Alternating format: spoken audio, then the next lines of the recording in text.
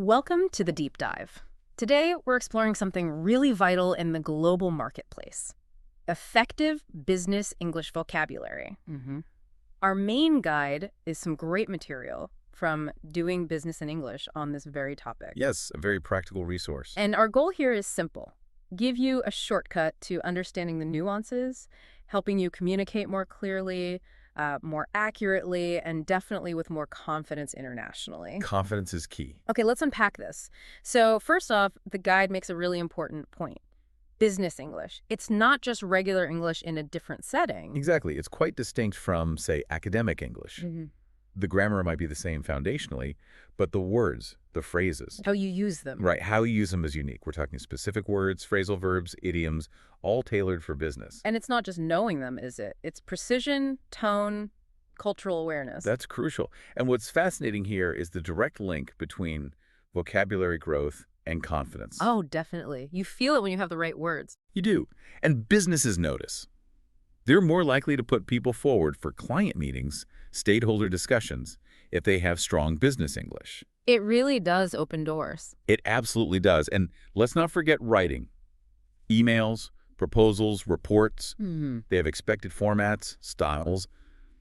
If you don't follow those, well, it can subtly undermine your credibility, even if your ideas are solid. That's a really sharp point about credibility. And, it sounds like a lot to learn. Well, it is, but the guide is reassuring here. You can't cram this stuff. Right. It's like fitness, you need consistent effort, maybe 15, 30 minutes a day. Over time, that builds up. Right. Real results. Small steps, big impact. Okay, let's get specific. Verbs. The guide points out common ones: do, make, use, get are often too vague. They really are. They leave too much guesswork. So instead of I did a project, Think chaired, coordinated, oversaw. See how much more specific that is. Chaired implies leadership. oversaw suggests management scope much clearer. Or instead of made it happen, maybe implemented, launched, or even spearheaded. Spearheaded, that really conveys drive. Exactly. Or for improving something, try accelerated, enhanced, maximized. And for leading a team, Instead of just leading, maybe cultivated, mentored, unified, describes the style of leadership. these aren't just fancy words, they're precise tools. Absolutely. And this precision, well, it directly builds credibility. It paints a much clearer picture of your contribution. You're telling a story of competence. That clarity extends to adjectives too, right? Oh, definitely.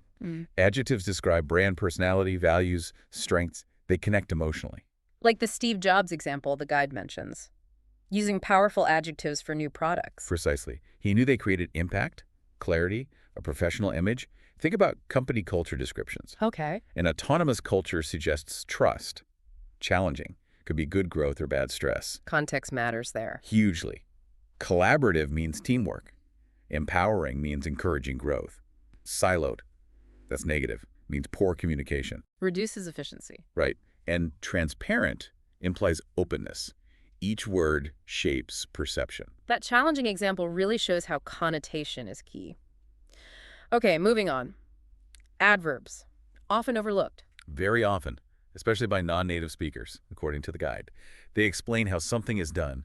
She speaks quickly. Right. And missing them can limit the nuance, make communication seem more basic. Exactly. And what's fascinating is how small adverbs have big impact. Think managed versus defectively managed. Yeah. Or urgently address this. Conveys priority instantly. Precisely. Small words, big implications for tone and meaning. Then there are conjunctions linking words, the structure, basically. Yes, the architecture of your message. They create flow, show logical connections, crucial for complex ideas. People often overuse and or but. They do, using words like further, moreover for addition, or consequently as a result of for cause effect. Or similarly and contrast for comparison. Or to conclude, overall, for summaries. It shows sophisticated thinking, guides the listener. Like signposts for your logic. Okay, here's where it gets really interesting for many learners. Phrasal verbs. Ah, yes. The tricky ones. The meaning is often totally different from the parts, right? Like figure something out. Exactly. Means understand or find an answer. Not literal. Or back somebody up. Means support or defend. Branch out. Expand, diversify, get something across. Make it understood. Communicate effectively. You can see the potential for confusion. Huge potential. And this raises a question. When do you use them? Good question. They're less common in very formal writing, but constant in speech, even small talk. So understanding them is vital for listening and using them. Using them appropriately makes you sound more natural, more fluent. It's about context. Makes sense.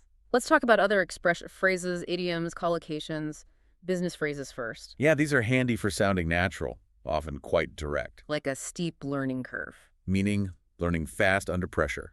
Or let's get down to business. Time to focus. Right. Think outside the box for creativity. Reach out for making contact. They just flow naturally. Then idioms.